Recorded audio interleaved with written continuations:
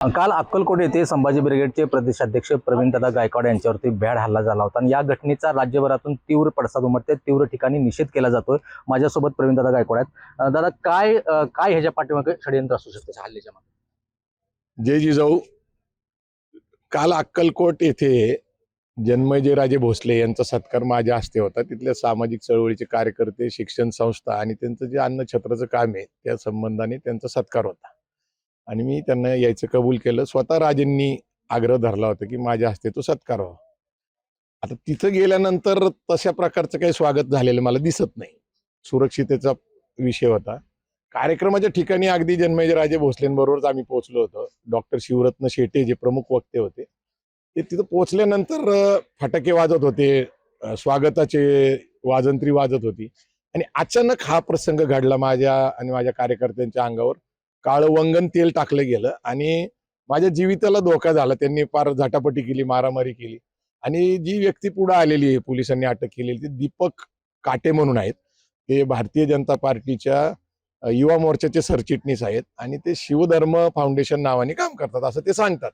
त्यांचा जो मूळ मुद्दा आहे तो की संभाजी ब्रिगेड हे एकेरी नाव आहे संभाजी महाराजांचं आणि त्यांनी त्याचा अपमान होता। तर संभाजी ब्रिगेडला 25 वर्ष होऊन गेलेली, छत्रपती संभाजी ब्रिगेड करा असा त्यांचा आग्रह आहे। परंतु प्रश्न असा आहे की ती कायदेशीर बाब आहे, म्हणजे धर्मदाय आयुक्ताकडे तशा प्रकारे आपल्याला अर्ज करावा लागतो। पण आम्ही ज्यावेळेस अर्ज केला असं लक्षात आलं की बाबा छत्रपती संभाजी ब्रिगेड नावाने सचिन कांबळे नावाच्या एका व्यक्तीने ती मुंबईमध्ये रजिस्टर केली आणि ते काम करतात सातत्याने। त्यांच्याशी एक तर बोलून ती आपल्याला घ्यायला लागेल ते नाव, किंवा मग काही त्याला प्रक्रिया करावं लागेल, त्यासाठी वेळ लागत होता। त्यांनी आमच्याशी 2-3 वेळा बोलले होते। आम्ही त्यांना त्यातल्या तांत्रिक बाबी पण सांगितले, उदाहरणं पण सांगितले की बाबा कोल्हापूरचं शिवाजी विद्यापीठ ते एकेरी उल्लेख आहे, त्याच्या बाबतीत पण छत्रपती शिवाजी महाराज असं करा, त्याचाही इतिहास आहे, तो विषय झाला। आपण अमोल कोल्हेंबरोबर स्वराज्य रक्षक संभाजी सिरियल सुरू केली होती, त्यावेळेसही अनेक संघटनांनी आक्षेप घेतले की बाबा छत्रपती नाव यायला पाहिजे, संभाजी महाराजांचा एकेरी उल्लेख होतो। तर असं एकेरी उल्लेख वगैरे, आता आम्ही महापुरुषांच्या विचारानेच काम करतो। आम्ही सत्य इतिहासाचं सिरियल काढलं। शाहू फुले आंबेडकरांचा विचार घेऊन जात आहे, संभाजी ब्रिगेड त्याच्यावरती गेल्या अनेक वर्षापासून काम करतो। हा विचार कुठेतरी मारायचा, दाबायचा प्रयत्न यातून होतोय। नाही, भारतामध्ये जी राजकीय परिस्थिती 2014 पासून निर्माण झाली, तर राज्यघटनेला धोका निर्माण झालेला आहे, लोकशाहीला धोका निर्माण झालेला आहे आणि उघडपणे गांधीजींची हत्या करणाऱ्या गोडसेंचं समर्थन केलं जातं, सावरकरांच्या विचाराचे नाटकं तर हे आहेच। तर हा विचार काय आहे, तर पुरोगामी आणि प्रतिगामी विचार आहे। आता पुरोगामी आणि प्रतिगामी म्हणजे मनस्फूर्तीचा आणि राज्यघटनेचा विचार आहे। मनस्फूर्ती ही वर्णवर्चस्ववादी आहे, अधिकार नाकारणारी आहे आणि तिचं समर्थन करणारा हा विचार आहे प्रतिगामी विचार, ज्याला आपण हिंदुत्ववादी सुद्धा म्हणतो, ब्राह्मणवादी सुद्धा म्हणतो, ज्याला फुले शाहू आंबेडकरांच्या भाषेत म्हणायचं तर अभिजन विरुद्ध बहुजन अशा प्रकारचा तो विचार आहे। आता आम्ही जी मांडणी करतोय सातत्याने ती म्हणजे राज्यघटनेला अभिप्रेत असलेली समता, बंधुता, न्याय आणि मानवतेची मूल्य। आता ती जी मांडणी आहे राज्यघटनेची, तिलाच धोका निर्माण झालेला आहे। मी म्हणत नाहीये, राहुल गांधी सातत्याने राज्यघटनेची प्रत हातात ठेवूनच भाषण करतात। याचा अर्थ काय आहे, तर या देशातली संपूर्ण राजकीय व्यवस्था एक अधिकारशाहीकडे जायला पाहिजे, एक निवडणूक झाली पाहिजे हे आग्रह आहे, एकच नेता मोदींसारखा असला पाहिजे हा आग्रह आहे। तर राजकीय परिस्थिती, सामाजिक परिस्थिती बघितली तर ती विचाराची लढाई पुरोगामी आणि प्रतिगामी असा तो विषय आहे। आता अशी चर्चा सुरू आहे की राष्ट्रीय शिवसंघाच्या बैठकीमध्ये बामसेप आणि संभाजी ब्रिगेड त्यांचे विचार दाबायचे, मारायचे किंवा त्यांना नष्ट करायचे असे काही आदेश दिलेले आहेत का? माझी माहिती आहे की 2 पक्ष ज्यावेळेस फोडले तर त्यांचे एक प्रमुख मंत्री मला भेटले, त्यांनी मला सांगितलं की हे पक्ष फोडलेले नाही, शिवसेना आणि राष्ट्रवादी काँग्रेस म्हणजे शिवसेना शिंदे गट आणि उद्धव ठाकरे गट हे आपल्याला गट दिसतात, पण हे दोन्ही पक्ष आता एकमेकाच्या विरोधात लढताना दिसतात। अजित पवार आणि शरद पवार हे एकमेकाच्या विरोधात लढतात आणि भारतीय जनता पार्टी मात्र सुरक्षित आहे, तिच्यावर कुणी आरोप करत नाही।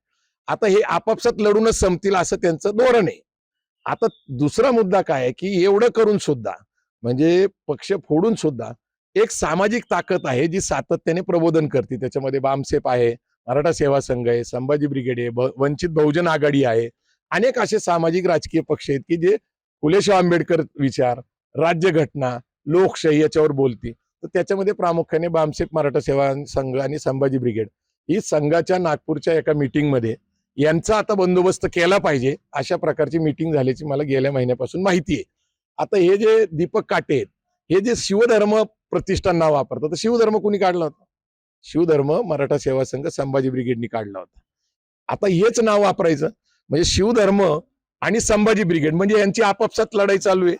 दीपक काटे मराठा, प्रवीण गायकवाड मराठा यांची आपापसात लढाई चालली हे दाखवायचं. मात्र दीपक काटे यांच्यावर 10 गंभीर गुन्हे आहेत. ते गुन्हेगारी प्रवृत्तीचा विचार आहे आणि ते सरचिटणीस आहे भाजपचे आणि माझ्या अंगावर ज्यावेळेस ते हल्ला करतात त्यांचा हेतू प्रामाणिक नव्हता.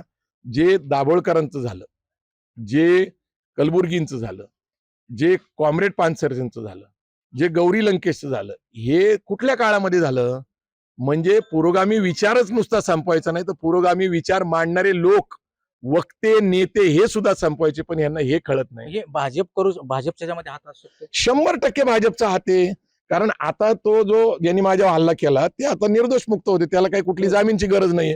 त्याला जी कलम लावायला पाहिजे म्हणजे 307 लावलं पाहिजे, 395 लावलं पाहिजे, कारण तिथं मोबाईल गेले, चेन गेलीये, घड्याळ गेलेले, जी जी कलम लावली पाहिजे. पोलीस काही सहकार्य करायला तयार नाहीये. आयोजकांबद्दलही संशय आहे. ज्या आयोजकांनी तिथं सहकार्य केलं पाहिजे त्याच्यानंतर निषेध नोंदवला पाहिजे. म्हणजे ठरवून एकदम योजना बनवून राजांचं नाव पुढं करून राजांनी स्वतः निमंत्रण देऊन तिथं बहुजन समाजाच्या एका नेत्याची बदनामी हा हेतू नाहीये, तर हत्या हा प्रयत्न आहे. आणि असं आहे की महात्मा फुलेंवर पण अशा प्रकारचा हल्ला झाला होता, शाहू महाराजांवर झालेला आहे, बाबासाहेब आंबेडकरांवर झालेला आहे. तर अशाने विचार संपत नाही, ही प्रवृत्तीला कळलं पाहिजे. ही एक विकृती आहे, ही काही संस्कृती नाही. बावनकुळेंनी याचं स्टेटमेंट दिलं की भाजपच्या याच्यामध्ये कुठल्याही पद्धतीचा हात नाही किंवा त्याचं समर्थन आम्ही करत नाही, कारवाई करू. मात्र एक कारवाई करू असं म्हणतायत आणि दुसरीकडे मात्र गंभीर स्वरूपाची कुठलीच गुन्हे दाखल नाही, मूळ मुद्दा आहे की बावनकुळेंचाच तिथं पोलीस चौकीमध्ये अक्कलकोटला फोन आला होता. आता दुसरी गोष्ट, नैतिक जबाबदारी ज्याला म्हणतो, भाजपचे प्रमुख नेते जे हे राजकारण सगळं खेळतात महाराष्ट्रामध्ये, ते देवेंद्र फडणवीस हे महाराष्ट्राचे मुख्यमंत्री आहेत, गृहमंत्री आहेत. ही नैतिक जबाबदारी त्यांची आहे. ते बहुजन समाजाच्या जीवावर राजकारण करतात आणि बहुजन समाजाचेच नेते संपवायचा प्रयत्न करतात. माझा आरोप नाहीये. माझं मत असं आहे की लोकशाहीमध्ये एक नैतिकता असते आणि आपल्याच पक्षाचा कार्यकर्ता आहे. दीपक काटे स्वतः लिहितात ते कोण आहेत, ते सरचिटणीस भाजप युवा मोर्चाचे. आता ते गोळ घालतात की शिवधर्म प्रतिष्ठानचे कार्यकर्ते किती, लोक किती आणि मागणी काय, तर छत्रपती नाव असलं पाहिजे आणि त्याने मान अपमान असा मान अपमान होत नसतो. परंतु काहीतरी छोटस निमित्त पुढे करायचं आणि हल्ले करायचे परस्पर, अशा छोट्या छोट्या टोळ्या बनवायचे, छोट्या छोट्या संघटना बनवायचे, हे संघांनी पूर्वीपासून केलेले आहे आणि हे भाजपच्या रणनीतीचा भाग आहे. आता तुमची सरकारकडे काय मागणी असणार आहे ना, आपलं पुढचं संभाजी ब्रिगेडचं काय धोरण असणार आहे या सगळ्या घटनेनंतर? संभाजी ब्रिगेडचं धोरण ठरलेलं आहे, त्याचा पूर्व इतिहास सगळ्यांना माहीत आहे. शासनाकडून माझी कुठलीही अपेक्षा नाहीये, कारण शासनामध्ये असलेले देवेंद्र फडणवीस हेच करते करविते त्याचे सगळ्या राजकारणाचे आणि परिस्थितीचे. अजितदादा आणि एकनाथ शिंदे हे जरी मराठा असले तरी पण त्यांच्याकडून माझ्या अपेक्षा उरलेल्या नाहीये, कारण ते भाजपच्या अधीन गेलेले आहेत. त्यामुळं आता मला अपेक्षा आहे बहुजन समाजाकडून, लोक चळवळीची अपेक्षा आहे. जसं की कुठलाही नेता नसताना मराठा क्रांती मोर्चे निघाले, बहुजन क्रांती मोर्चे निघाले, लाखोच्या संख्येने लोक रस्त्यावर आले आणि त्यांनी या व्यवस्थेला जुगारलेलं आहे. जसं बांगलादेशमध्ये राज्यकर्ते नाकारले, पळून जायला लागलं त्यांना, जसं श्रीलंकेमध्ये झालं, जसं पाकिस्तानमध्ये झालं, अशी विकृत परिस्थिती महाराष्ट्रामध्ये. मी फक्त एक निमित्त आहे, पण मी तुम्हाला सांगतो ही शेवटाची सुरुवात आहे. म्हणजे मोठ्या प्रमाणात आंदोलन होईल महाराष्ट्रामध्ये? नाही, आता लोक ठरवतील. हे बघा, संभाजी ब्रिगेड तिच्या पद्धतीने काम करेल का? क्रिया प्रतिक्रिया जरूर होणार आहे. पण लोकांना जर लोकशाही टिकवायची असेल, कारण त्यांच्या मताची चोरी झालेली, राहुल गांधी सांगतायत पुराव्यानिशी सांगतायत, ऍडव्होकेट प्रकाश आंबेडकर सांगतायत पुराव्यानिशी सांगतायत, 70 लाख मतं 5 वाजल्यानंतर झाली, ती गेली कुठं, कशी झाली? म्हणजे हे जे निवडणूक आहे ती संशयास्पद आहे. ज्याला आपण मत दिलंय त्याला जात नाही, हे ईव्हीएम बद्दल संशय. म्हणजे इथं पारदर्शक लोकशाही नाहीये, निवडणूक यंत्रणा नाहीये, लोकांच्या मताची चोरी होते, म्हणजे अधिकाराची चोरी होती. खिशातनं थोडे पैसे गेले तर आपण अस्वस्थ होतो. आपलं मत पुढचे 5 वर्ष आपल्याला न्याय देणारं सरकार आणण्यासाठी आहे, त्याचीच चोरी झाली. या गोष्टीची ज्या दिवशी बहुजन समाजातल्या बहुसंख्य लोकांमध्ये जाणीव होईल, आणि हे जे आता सरकार आहे महाआघाडीचं सरकार, हे भारतीय जनता पार्टीचं नाहीये.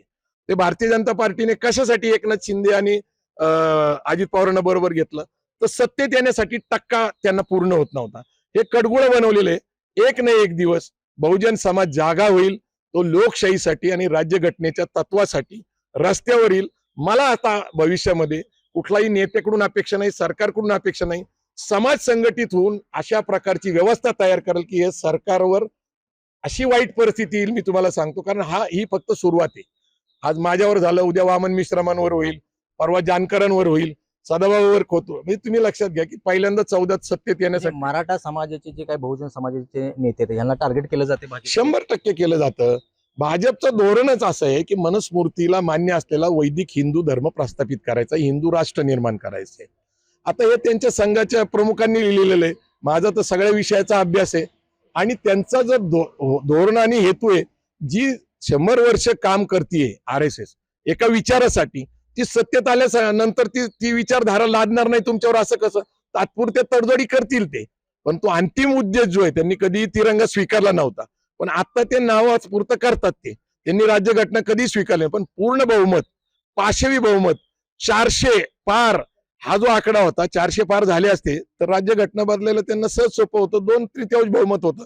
तर हे ज्यांना लोकशाही पाहिजे, ज्यांना राज्यघटना पाहिजे, ज्यांचं डॉक्टर बाबासाहेब आंबेडकरांवर प्रेम आहे, महात्मा फुलेंवर आहे, शाहू महाराजांवर आहे, शिवाजी महाराजांवर आहे, ती जनता संघटित होऊन ही लोकशाही आणि राज्यघटना वाचवेल.